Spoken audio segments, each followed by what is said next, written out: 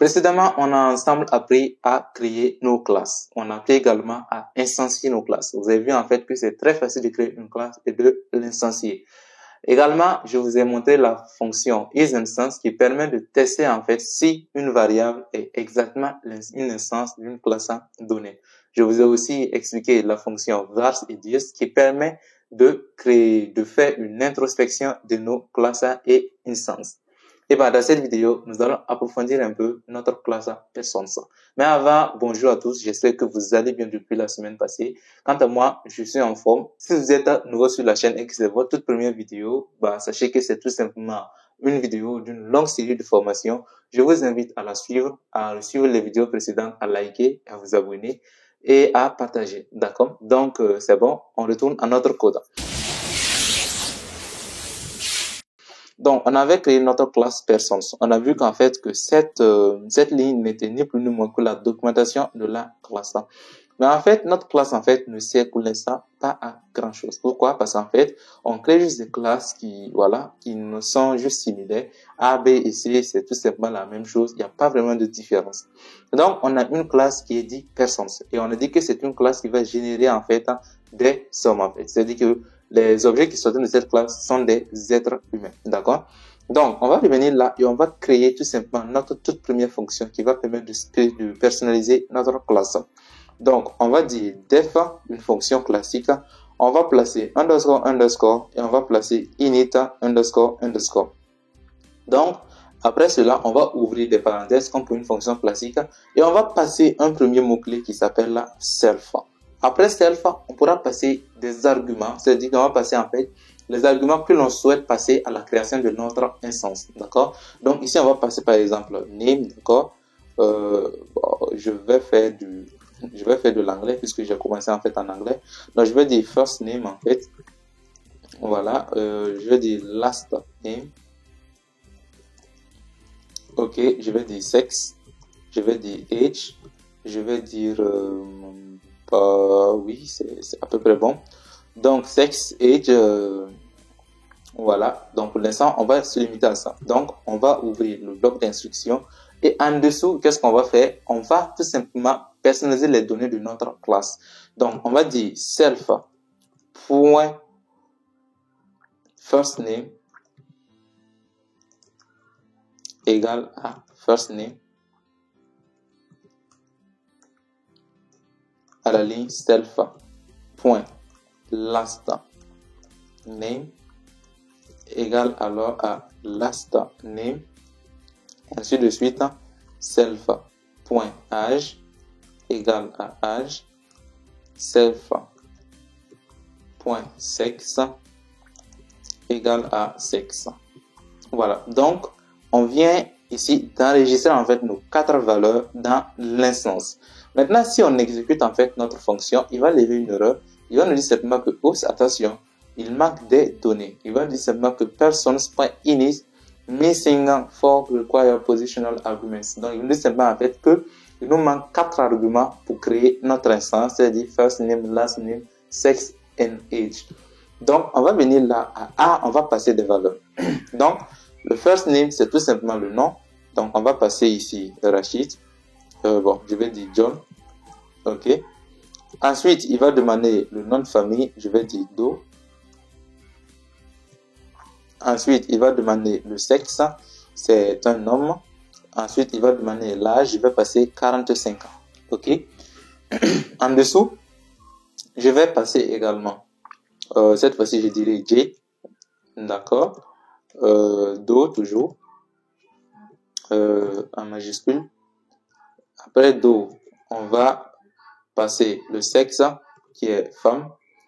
Après sexe, on va passer âge qui est 33. Et en dessous, on a C. Pour l'instant, je vais supprimer cette ligne. Donc, on n'aura pas de variable C pour l'instant.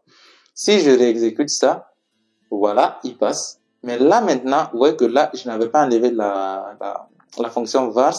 Vous voyez que dans init ici, qu'est-ce qu'il nous dit? Il nous dit que on a la fonction init qui est initialisée. C'est-à-dire que dès qu'on a défini cette fonction init, il l'a affichée. Pour l'instant, on ne va pas revenir sur vars. Je vais pour l'instant l'enlever. Qu'est-ce qui se passe quand je fais ça? Qu'est-ce que j'ai créé concrètement? Eh ben, je viens de créer en fait 4 personnes. Bon, du moins 2 personnes.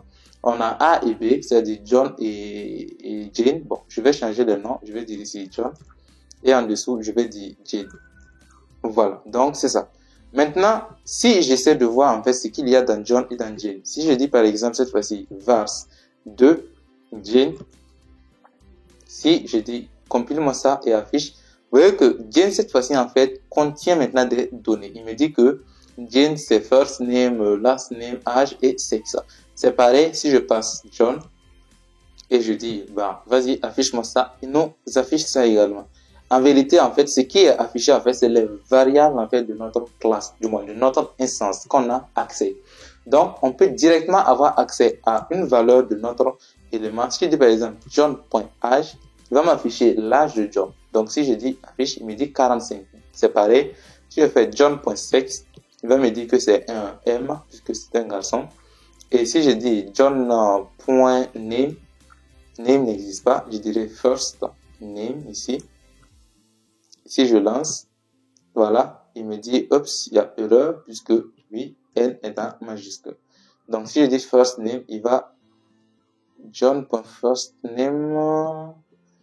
Oui, effectivement, il manque un R ici, first. Donc si je le lance, voilà, il me dit John. C'est pareil, si je dis Jane.firstName, il va me dire que ça fait Jane. Donc, vous voyez que là, maintenant, on commence maintenant à créer vraiment des classes. Rappelez-vous ce que je vous ai dit. Une classe, en fait, permet de générer des objets qui ont les mêmes attributs et propriétés, mais pas nécessairement les mêmes valeurs. Par exemple, John et Jane ont en commun first name, last name, sexe et âge, mais ils n'ont pas les mêmes valeurs. Donc, on a créé deux personnes avec des valeurs totalement différentes, mais ayant les mêmes propriétés et les mêmes attributs. Donc, ils ont tous un nom, ils ont tous un prénom, ils ont tous un sexe et ils ont tous également un âge. Maintenant, si on revenait un peu à cette fonction def init, qu'est-ce que c'est que cette fonction? Pourquoi est-ce que je l'ai placée? En réalité, une classe a ce que on appelle des fonctions spéciaux. Rappelez-vous, je vous avais dit tout à l'heure quand j'ai essayé précédemment du moins la fonction la fonction dit, je vous ai expliqué que les mots suivis de underscore sont des fonctions ou des attributs spéciaux. En exemple, la fonction init init est une fonction qui sera appelée dès la création d'une classe, d'une instance. D'accord? Par exemple, lorsque vous allez appeler persons pour créer une personne, cette fonction sera automatiquement appelée. D'accord? Maintenant, chaque fonction d'une classe, en fait, commence toujours par un mot-clé qu'on appelle là self. D'accord? Suivi maintenant des autres arguments et paramètres que l'on souhaite passer à notre fonction. Et en dessous, on utilise self pour initialiser les éléments de notre instance. Et ben, ce mot-clé self, c'est quoi? En fait, self, c'est tout simplement un mot-clé qui fait référence à notre instance. D'accord?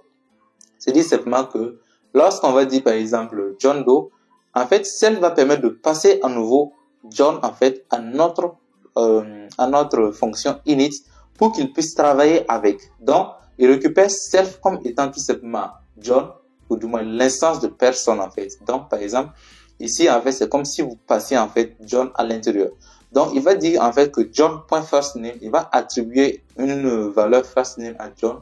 Il va attribuer une valeur lastName à John, en fait, dans self. Donc, il va dire self.firstName, self.lastName, self.âge et self.sexe. Donc, c'est ainsi, en fait, qu'on initialise une instance avec la fonction init. Donc, le comportement que doit avoir, en fait, votre classe à la création se fait toujours dans l'init. C'est dit simplement que lorsqu'on va initialiser une instance, cette fonction est automatiquement appelée dès l'initialisation de cette instance. Voilà pourquoi, en fait, lorsqu'on initialise personne, en fait, sans passer les arguments requis, il lève une erreur parce que la fonction est instinctivement exécutée par Python pour créer tout simplement les valeurs de notre instance. Il est bien possible, en fait, de changer, en fait, ces valeurs après création. Donc, je peux dire, par exemple, ici que Jane.firstName, en fait, n'est plus égal à Jane, mais Jana. D'accord? Et bien sûr, là, il va lever une erreur. Voilà. Égal à Jana. Si je viens dire vars de Jane, vous allez voir que first name de Jane, en fait, n'est plus Jane, comme ici, mais Diana. Donc, c'est dit simplement que la fonction init permet d'initialiser les premières valeurs, les valeurs par défaut de notre instance. Ensuite, on peut les modifier comme on le souhaite.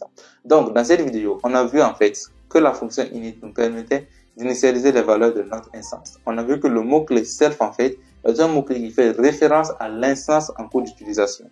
En fait, dans beaucoup d'autres langages, dans plein de langages, c'est pas self qui est utilisé, mais c'est this, T-H-I-S. Donc, this est le mot-clé utilisé par exemple en JavaScript, en Java, en C, pour faire référence à l'instance. Cela dit, il n'est pas obligé en fait pour nous de placer self. Vous pouvez bien placer this par exemple ici. Et si vous venez de là, il suffit de remplacer le self par this. De nouveau, on continue toujours avec 10 et toujours 10. Si on exécute, cela va très bien fonctionner. Il n'y aura pas vraiment de changement.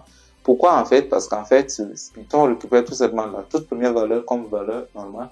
Donc, on pouvait passer n'importe quoi comme argument, mais la communauté Python a statué le mot-clé self. Donc, si vous voulez faire de la PO en Python, je vous conseille de garder self parce qu'en fait, c'est une norme en fait qui a été fixée par la communauté Python.